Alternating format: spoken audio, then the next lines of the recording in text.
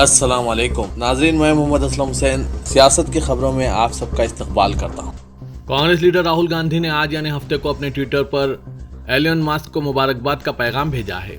एक ट्वीट में राहुल गांधी ने ट्विटर के पैरोकारों के मुबैना हेरा फेरी के आदादोशुमार को एक तस्वीर में दिखाया, जो उन्होंने एलन मस्क को भेजे गए मुबारकबादी पैगाम के साथ मुंसलिक किया।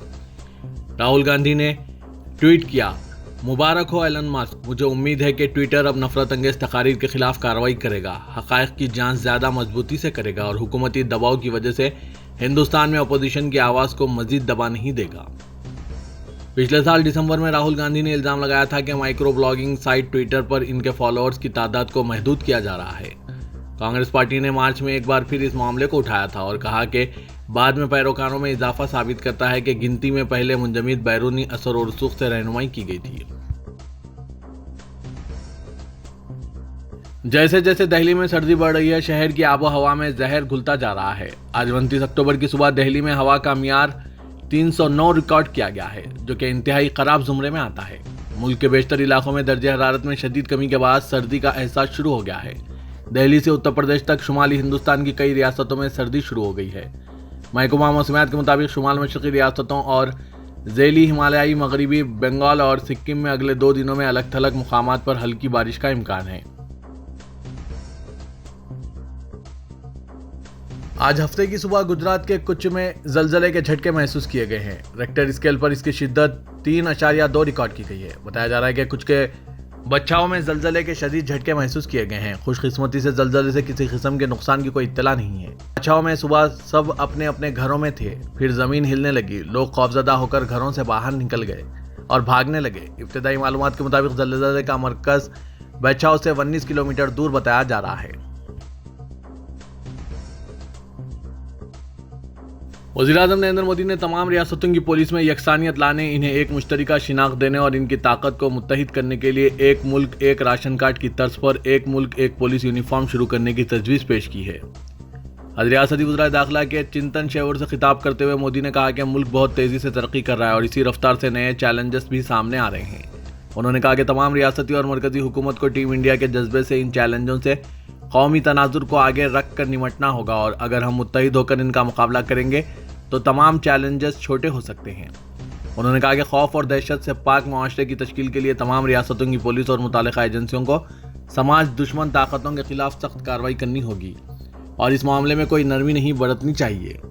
मोदी ने कहा कि मुल्क में जिस तरीके से एक मुल्क एक राशन कार्ड और एक मुल्क एक ग्रिड का इंतजाम किया गया है, इसी तर्ज पर एक मुल्क एक पुलिस यूनिफॉर्म के ख्याल पर भी संजीदगी से तबादला ख्याल किया जाना चाहिए। महाराष्ट्र में शिवसेना के रुकने असेंबली आदित्य ठाकरे ने अपने एक ट्वीट में बताया कि हुकूमत महाराष्ट्र से मुआहदे के बावजूद Tata Airbus C-295 transport aircraft project Gujarat के वडोदरा मुंतकिल कर दिया गया है। उन्होंने इस मामले पर वजीर सनत उदय सामंत से इस्तीफे का भी मुतालबा किया है।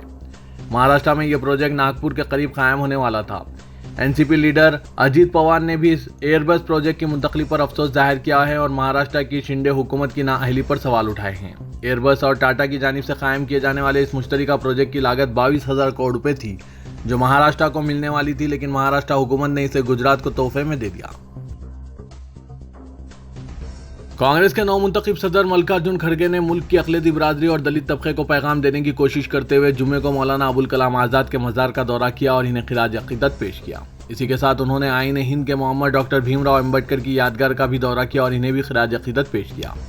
खड़गे ने मौलाना अबुल कलाम आज़ाद को न सिर्फ एक बुलंद आलिम दीन, अदीब और सियासतदान करार दिया, बल्कि कांग्रेस के सदर के तौर पर इनकी खिदमत को याद किया और यह भी याद दिलाया कि वो मुल्क के पहले वज़ीर तालीम थे और इस मुल्क की तालीमी तरक्की में इनका कलीदी किरदार रहा। खड़गे ने कहा कि मौलाना ने हिंदुस्तान में IIT और एम्स जैसे इदारों की बुनियाद रखने में अहम किरदार अदा किया। मौलाना आज़ाद के मज़ार पर मल्लिकार्जुन खड़गे के दौरे के वक्त बड़ी तादाद में कांग्रेस कारकुनान मौजूद थे।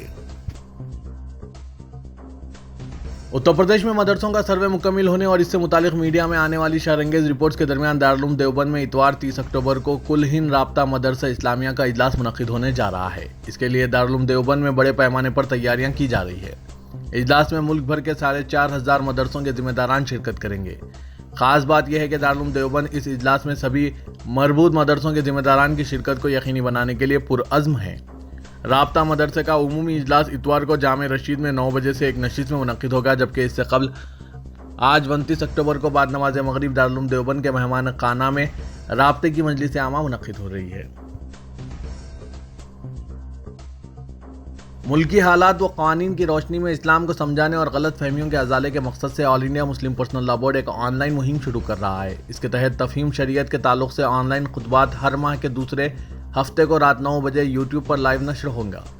इस मुहिम के तहत उलमा के साथ ही माहिरीन कानून और दीगर शोबे हयात से ताल्लुक़ रखने वाले दानिशवरान के खिताब होंगे। इफ्तिताई प्रोग्राम की सदारत बोर्ड के जनरल सेक्रेटरी मौलाना खालिद सैफुल्लाह रहमानी कर रहे हैं। मौलाना फजलुर रहीम मुजद्ददी, मौलाना अतीक अहमद बस्तवी और मौलाना मोहम्मद उमरैन महफूज रहमानी के खिताब होंगे। मुस्लिम खवातीन तलाक के बाद दूसरी शादी तक नान व नुफ़क़े की हकदार हैं। मुंबई की एक अदालत ने यह फैसला सुनाते हुए एक 40 साला शख्स से कहा है कि वो अपनी बीवी के इलाज के लिए 50,000 रुपये अदा करें। खातून ने 2017 में अपने शौहर से तलाक ले ली थी। न्यूज़ पोर्टल आज तक पर शाया हुई एक रिपोर्ट के मुताबिक खातून ने इस शख्स से 2004 में शादी की थी। इसके बाद शौहर के घर वालों ने खातून को मुबैना तौर पर जहेज़ के लिए हरासा किया। खातून के वालिद ने शादी के बाद 2 लाख रुपए का जहेज़ भी दिया था। ताहम खातून का इल्ज़ाम है कि इसे न सिर्फ ज़हनी बल्कि जिस्मानी तौर पर भी हरासा किया गया। इसके बाद दोनों में इत्तेफाक राय से अलाइदगी हो गई। साल 2018 में खातून के गुर्दे फेल हो गए थे और इसे बाकायदगी से डायलिसिस की ज़रूरत पेश आई। ऐसे हालात में खातून ने अदालत से रुजू किया और इस्तदा की कि इसका कोई जरिया आमदनी नहीं है, जबकि इसके शौहर का अच्छा खासा स्क्रैप का कारोबार है और वो हर माह लाखों रुपए कमाता है। खातून ने अपील की कि इसके साबिक शौहर को यह हुक्म दिया जाए कि वो इसके लिए नान व नुफ़क़ा अदा करे। खातून ने अदालत को बताया कि अच्छी आमदनी के बावजूद इसके शौहर ने इसकी किफ़ालत नहीं की। वहीं शौहर ने इन इल्ज़ामात की तरदीद करते हुए कहा कि इसने कभी इसके साथ बदतमीज़ी नहीं की। शौहर ने अदालत को बताया कि इसकी 2017 में तलाक हो गई, इसलिए इसके इलाज के अखराजात पूरे करने की कोई जिम्मेदारी नहीं है। इसने दावा किया कि खातून ने यह अपील सिर्फ इसका इस्तेसाल करने के लिए दायर की है। इसने मजीद कहा था कि इसके खानदान वाले भी इस पर मुनहसिर हैं, इसलिए खातून की अर्जी को खारिज किया जाना चाहिए। दादर कोर्ट ने सुप्रीम कोर्ट के फैसले का हवाला देते हुए कहा कि तलाक याफ्ता बीवी भी नान व नुफ़क़े की हकदार है। अदालत ने मजीद कहा कि खातून की तरफ से पेश करदा दस्तावेज़ात से मालूम होता है कि इसे वाकई इलाज की ज़रूरत है और इसके पास आमदनी का कोई जरिया नहीं है, लिहाजा इसकी मदद की जानी चाहिए। वज़ीर के इस्लाम में 3 तलाक वाक़ हो जाने के बाद मियाँ बीवी नामहरम मर्द और औरत की तरह अजनबी हो जाते हैं और तलाक की इद्दत गुजर जाने के बाद साबिक़ शौहर वो नाम व नुफ़क़ा या ख़र्चा लाजिम नहीं है और इसके लिए इससे खर्च का मुतालबा करना भी जायज़ नहीं है। चाइना के सबसे बड़े शहर शांघाई में हुकूमत ने 1.5 मिलियन बाशिंदों को फिर से कोरोना टेस्टिंग कराने की हिदायत जारी की और उस वक्त तक इनके इलाकों में लॉकडाउन नाफिज रहेगा जब तक कि टेस्टिंग के नतायज सामने नहीं आ जाते। इस साल मौसम गर्मा में 25 मिलियन की आबादी वाले इस शहर में 2 माह तक मुसलसिल लॉकडाउन की वजह से मुआशी और तिजारती सरगर्मियां मुतासिर हुई थी और ग़िज़ाई क़िल्लत पैदा हो गई थी। ओहदेदारों का कहना है कि इस मरतबा लॉकडाउन महदूद अय्याम के लिए रहेगा, ताहम अगर नतायज मुस्बित पाए गए तो इसमें गैर मुअय्यना मुद्दत के लिए तोसी की जा सकती है। चीन की जानिब से कोविड के ताल्लुक से सख्त पॉलिसी अख्तियार की गई है। एक भी मामला सामने आने पर इलाके में मुकम्मल लॉकडाउन नाफिज किया जाएगा। बरसर इख्तियार कम्युनिस्ट पार्टी के इस हफ्ते मुनक्किद हुए इजलास में इस ताल्लुक से सख्त इक़दाम इख्तियार करने का मशवरा दिया गया है। रियासत तेलंगाना में राहुल गांधी की भारत जोड़ो यात्रा के दौरान इन्हें लंच और डिनर में तेलुगु रियासतों की मखसूस ग़िज़ाओं से तवाज़ु की जा रही है। राहुल गांधी और इनके साथ मुस्तकिल तौर पर यात्रा में हिस्सा लेने वाले कायदीन और कारकुनों की तादाद तकरीबन 500 से ज़ायद है। इनके लिए नाश्ता और लंच में सादा खानों का इंतज़ाम किया जा रहा है। फूड कमेटी के सदर नशीन व साबिक़ वज़ीर मोहम्मद अली शब्बीर इंतज़ामात की रास निगरानी कर रहे हैं। मोहम्मद अली शब्बीर ने आज मुहिमनगर में लंच और डिनर के मौके पर राहुल गांधी और इनकी टीम को तेलुगु रियासतों की वेज और नॉन वेज ग़िज़ाओं से मुतारिफ़ कराया। डिनर में तकरीबन 13 वेजिटेरियन आइटम्स मौजूद हैं, जबकि नॉन वेजिटेरियन आइटम्स की रोज़ाना तब्दीली अमल में लाई जा रही है। नॉन वेजिटेरियन डिशेस को रोज़ाना तब्दील करते हुए एक नया जायका फराहम किया जा रहा है। राहुल गांधी को नॉन वेजिटेरियन डिशेस में चिकन फ्राई, चिकन 65 और हैदराबादी बिरयानी सरबराह की गई। वेजिटेरियन ग़िज़ाओं में सलाद, रोटी, खोरमा, बिरयानी, रायता, प्लेन राइस, दाल, वेजिटेबल फ्राइज़, वेजिटेबल सांबर, घरेलू अचार, दही, 4 अक़साम के मीठे और कट फ्रूट्स में मुख्तलिफ मेवाजात को शामिल किया गया है। बताया जा रहा है कि राहुल गांधी नाश्ता और लंच में इंतहाई सादा ग़िज़ा इस्तेमाल कर रहे हैं, जबकि डिनर में हैदराबादी ग़िज़ाओं से लुत्फ़अंदोज़ हो रहे हैं। टीआरएस अरकान असेंबली की खरीदी के मामले में नया मोड़ आया है। मोइनाबाद फार्म हाउस में मुलाकात से कबल टीआरएस रुकन असेंबली पायलट रोहित रेड्डी व स्वामी रामचंद्र भारती उर्फ सतीश चंद्रा के दरमियान टेलीफोन पर बातचीत हुई है। इसकी ऑडियो को टीआरएस ने जारी कर दिया है, जो सोशल मीडिया में तेजी से वायरल हो रही है। स्वामी टीआरएस रुकन असेंबली से कह रहे हैं कि इनकी बीजेपी में शमूलियत के लिए वो राह हमवार करेंगे। बीजेपी में पहले 2 मुकामात पर बायस शख्सियतों से वो खुद बात कराएंगे। ईडी और सीबीआई धावों से तहफुज रहेगा, सब कुछ वो देख लेंगे। रोहित रेड्डी ने कहा कि मेरे साथ और 2 अरकान असेंबली भी आएंगे, इस पर हैदराबाद में तबादला ख्याल करेंगे। स्वामी ने जवाब में कहा कि हैदराबाद के बजाय किसी और रियासत में बात करेंगे। पायलट रोहित रेड्डी ने स्वामी को बताया कि इनके साथ मजीद अरकान असेंबली के नाम वो नंबर 2 के साथ बात करते हुए खुलासा करेंगे। नंद कुमार ने यह भी तजवीज़ पेश की है। स्वामी ने जवाब में कहा कि BJP organising secretary Santosh ji इसको खतियत देंगे। नंबर 1 और नंबर 2 भी संतोष के घर पहुंचेंगे। रोहित रेड्डी ने स्वामी से कहा कि सारे मामले को खुफिया रखा जाए, वरना इनका काम तमाम हो जाएगा। फिलवक्त मेरे साथ मजीद 2 अरकान असेंबली है, हम तीनों तैयार हैं, मगर एहतियात से काम करने की जरूरत है। हमारे चीफ मिनिस्टर का आपको पता है, वो हमेशा सरगर्म रहते हैं। स्वामी ने कहा कि हम संतोष के साथ नंबर 2 के पास जाएंगे। 1-2 अरकान असेंबली पहले आ गए तो बेहतर रहेगा। स्वामी ने कहा कि वो 24 अक्टूबर तक बेड रेस्ट पर हैं, इसके बाद आकर बात करने तैयार हैं। रुकन असेंबली पायलट रोहित रेड्डी ने स्वामी जी से कहा कि वो बरा करम इसे खुफिया रखे, वरना मेरा काम हो जाएगा। स्वामी जी ने कहा कि कुछ भी मसला हो तो हम संभाल लेंगे, मरकज से मुकम्मल ताउन मिल रहा है। बीजेपी के मुअत्तल रुकन असेंबली मलून राजा सिंह पर पीडी एक्ट को चैलेंज करने इसकी बीवी की दरख्वास्त की समाअत को हाईकोर्ट ने 31 अक्टूबर तक मुलतवी कर दी। सिटी पुलिस ने आज 1100 सफ़ात पर मुश्तमिल हलफनामा दाखिल किया है। हुकूमत के खुसूसी वकील सिद्धा शेवनी ने 2 रुकनी बेंच जस्टिस ए अभिषेक रेड्डी और जस्टिस जय श्री देवी को यह वाकिफ करवाया कि रुकन असेंबली पर पीडी एक्ट लागू करने जीओ को किसी ने चैलेंज नहीं किया है। उन्होंने अदालत को वाकिफ कराया कि 19 अक्टूबर को हुकूमत ने एक जीओ जारी किया था, जिसमें राजा सिंह के खिलाफ 12 महीनों के लिए पीडी एक्ट लागू करने के अहकाम जारी किए गए थे। राजा सिंह की बीवी टी उषाबाई की जानिब से हैदराबाद पुलिस की जानिब से लागू किए गए पीडी एक्ट को चैलेंज करते हुए दाखिल की गई दरख्वास्त पर समाअत के बाद तेलंगाना हाईकोर्ट ने इस केस की समाअत को 31 अक्टूबर यानी पीर तक के लिए मुलतवी कर दिया। तेलंगाना हाईकोर्ट ने तेलंगाना पब्लिक सर्विस कमीशन के बाद अरकान के तकर्रुरात पर एतराज़ करते हुए हुकूमत को हिदायत दी कि 14 नवंबर तक तकर्रुरात से मुतालिक रिकॉर्ड अदालत में पेश करें। अदालत ने कहा कि हुकूमत ने अरकान की हैसियत से एक सहाफ़ी, एक रिटायर्ड डिप्टी तहसीलदार, एक रिटायर्ड प्राइमरी स्कूल टीचर और एक खानगी आयुर्वेद पर प्रैक्टिशनर्स को नामजद किया, जबकि अरकान की हैसियत से तकर्रुरात के लिए वसी तजुर्बा रखने वाली नामवर शख्सियतों को तरजीह दी जाती है। चीफ जस्टिस अजिल भोयान और जस्टिस सी विजय भास्कर रेड्डी पर मुश्तमिल डिवीजन बेंच ने retired professor A Vinayak Reddy की मफाद आमा की दरख्वास्त पर यह हिदायत दी।